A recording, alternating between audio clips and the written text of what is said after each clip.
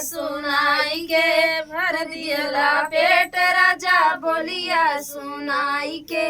का करी है सासू हो का करी है ससुरु, का करी है सासू हो का करी है ससुरु।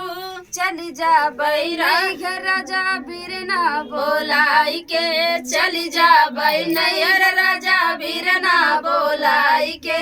भर दियला पेट राजा बोलिया सुनाई के, भर दियला पेट राजा बोलिया सुनाई के।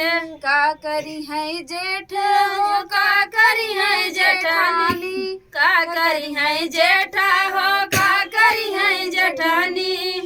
चली जा बैराजा तोहर सथवा छोड़ाई के, चली जा बैराजा तोहर सथवा छोड़ाई के। चली जा बैराजा तोहर सथवा छोड़ाई के।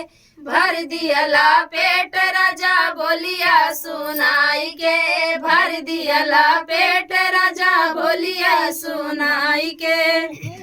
का करी है कोट हो का करी है कचहरी, का करी है कोट हो का करी है कचहरी। का करी है गौआ के लोग समझाई के, का करी है गौआ के लोग समझाई के। भर दियला पेट राजा बोलिया सुनाई के, भर दियला पेट राजा बोलिया सुनाई के।